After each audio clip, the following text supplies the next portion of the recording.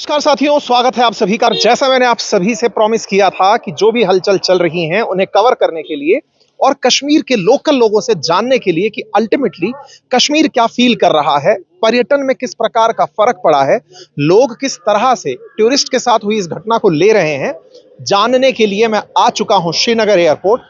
और यहां से अब निकलकर हम जाएंगे और उन टूरिस्ट स्पॉट्स पर विशेष रूप से प्रयास करेंगे पहलगाम जाने का कि कश्मीरियों ने किस तरह इस परेशानी को महसूस किया है, वो क्या मानते हैं, क्या टूरिस्ट के साथ ये सब होना ठीक था, क्योंकि कहीं ना कहीं कश्मीर की इकोनॉमी के लिए ये एक बहुत बड़ा सेटबैक है। लोग क्या मानते हैं, आज के इस पूरे हमारे सेशन में हम इस चीज को जानने के लिए चल रहे हैं। नमस्कार साथियों, मैं अंकित अवस्थी आज कश्मीर की प्रसिद्ध डल लेक के शिकारा से हाउस बोट तक के सफ़र में हूँ। मैं जिस जगह रुका हूँ ये आप अगर कश्मीर और श्रीनगर आएँ और यहाँ आकर के आप इस डल लेक का लुत्फ़ ना लें, ये संभव नहीं लगता है कि आप कश्मीर आए ही नहीं थे। आज मेरे यहाँ आने का एक विशेष प्रयोजन है और वो प्रयोजन कहीं ना कहीं कश्मीरियों के प्रति मन में एक लगाव, भारत के प्रति मन में एक लगाव, ये लगाव कि अगर हम भारतवासी इस कश्मीर के स्वर्ग को इस तरह से रिकॉग्नाइज करते रहे तो यहाँ पर आने वाला समय बहुत खुशहाल होगा। आप मेरे पीछे चलती हुई कुछ हाउस बोट्स के साथ लगी इन शिकारास को देखिए।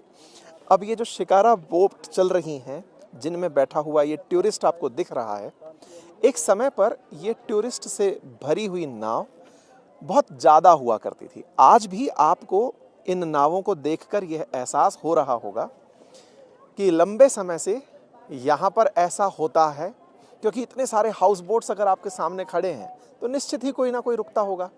आपके सामने ये टूरिस्ट परिवार यहाँ पर आपको खुशहाली से घूमता हुआ दिख रहा है, तो इससे लगता है कि ये परिवार बहुत ही अमन और चैन की, शांति की चाहत के साथ यहाँ आया होगा।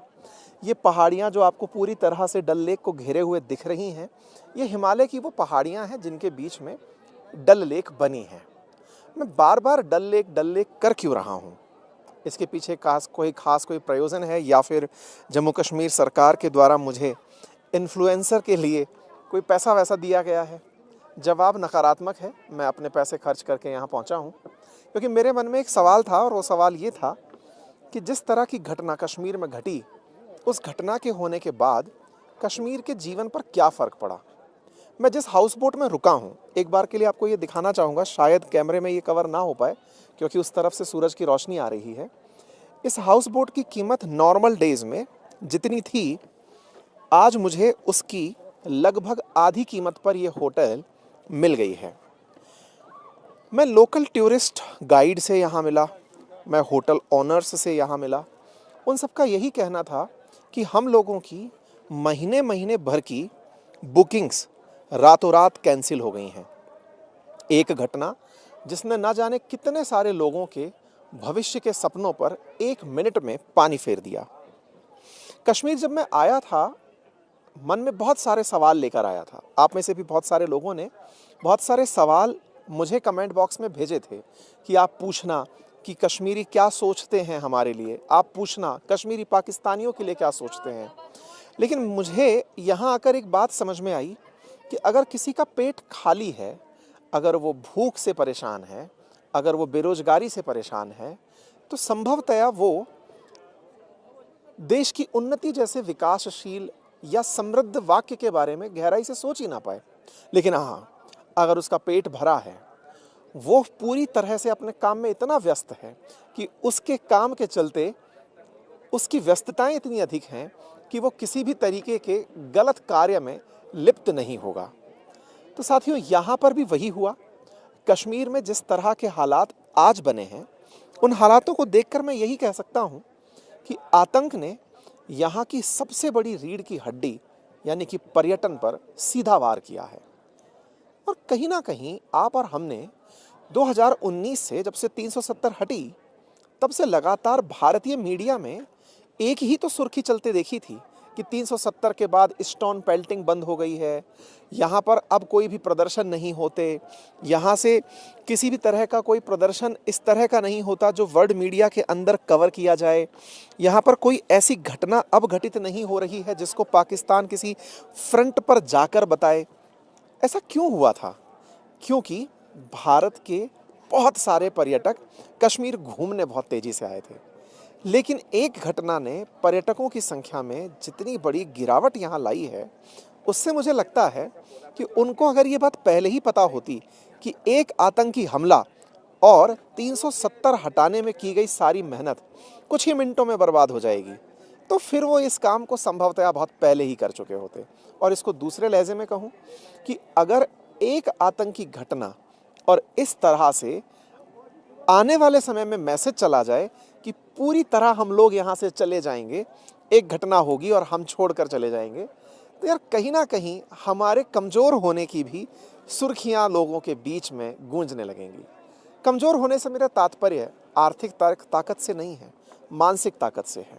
एक ऐसी ताकत से जिसमें कोई ये कह रहा है कि मैंने कुछ 28 लोगों की जान ली और तुम्हारे लगभग 2 लाख लोग एक ही दिन में भगा दिए।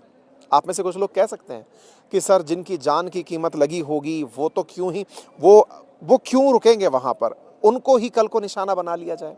देखिए, यही बात बताने के लिए मैं यहाँ आया था कि ये घटना दुर्घटना कही जा सकती है और ये किसी के साथ कहीं भी हो सकती है।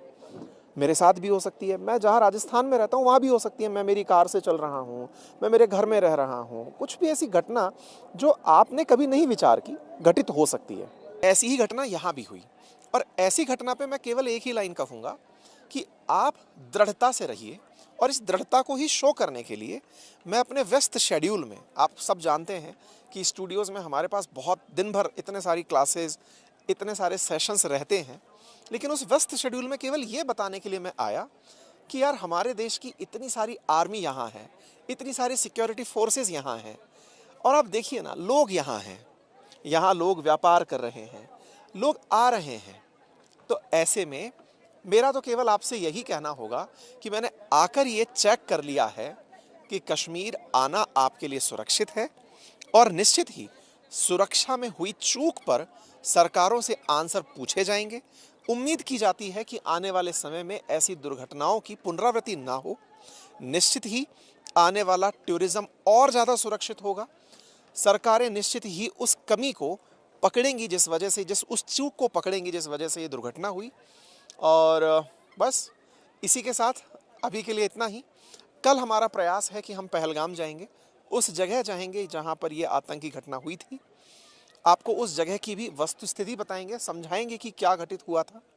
और बस इसी के साथ, भारत बहुत खूबसूरत है, कश्मीर स्वर्ग है, आइए और आप भी एहसास कीजिए।